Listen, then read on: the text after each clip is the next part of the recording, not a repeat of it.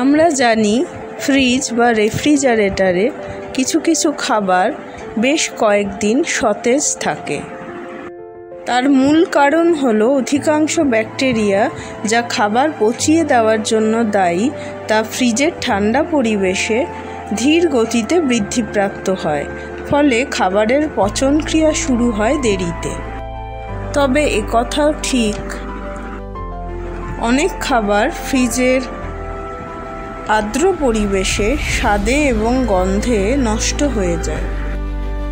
ফ্রিজের তাপমাত্রা এবং আর্দ্রতা মধু, টমেটো, আদা, রসুন, পেঁয়াজ এ সকল কিছু কিছু খাবারের গুণমানের ক্ষেত্রে পরিবর্তন আনতে পারে। যেমন মধুর ক্ষেত্রে ফ্রিজে থাকলে মোম জমে মধুর রং বদলে যায়। আবার পেঁয়াজ ও রসুন ফ্রিজে রাখলে অঙ্কুরিত হয়ে ছত্রাকে আক্রান্ত হয়। অন্যদিকে আদা ফ্রিজে রাখলে ওক্রাটক্সিন নামে এক বিষাক্ত ছত্রাক যৌগ তৈরি হয়। তাই আদা, রসুন, পেঁয়াজ এগুলিকে ফ্রিজে রাখা উচিত নয়।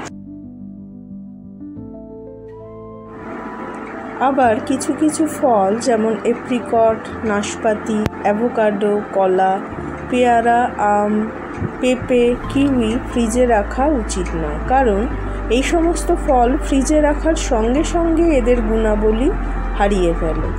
আম আবার বেশিক্ষণ ফ্রিজে রাখলে এতে থাকা অ্যান্টিঅক্সিডেন্ট কমে যায়, ফলে পুষ্টিগুণও হ্রাস পায়।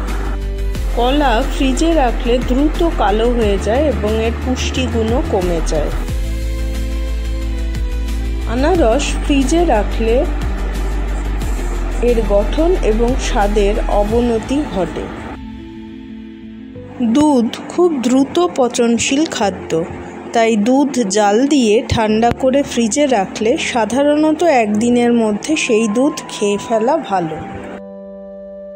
না হলে তাতে ব্যাকটেরিয়া বা অন্যান্য জীবাণুর সংক্রমণের আশঙ্কা বাড়ে। তাই দুধ ও দুগ্ধজাতীয় পণ্য প্যাকেটের নির্দেশ অনুযায়ী নির্দিষ্ট দিনের মধ্যে ব্যবহার করে ফেলা অবশ্য কর্তব্য। মাছ 2 থেকে 3 দিন এবং মাংস 3 থেকে 4 দিন ম্যাক্সিমাম ফ্রিজে রেখে খাওয়া উচিত। এর থেকে বেশি দিন ফ্রিজে রেখে মাছ মাংস খেলে মাছ এবং মাংসের পুষ্টিগুণ অনেকাংশেই নষ্ট হয়ে যায়। গ্রীষ্ম, বর্ষা বা শীতের আবহাওয়া বুঝে প্রয়োজন অনুযায়ী ফ্রিজের তাপমাত্রা কমিয়ে বা বাড়িয়ে নেওয়া উচিত।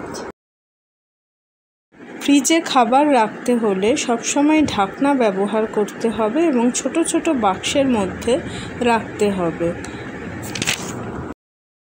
ফ্রিজে মাছ মাংস ঠিকঠাকভাবে রাখতে হলে ভালোভাবে ধুয়ে এয়ারটাইট কন্টেনারে ডিপ ফ্রিজের মধ্যে রেখে দিতে হবে।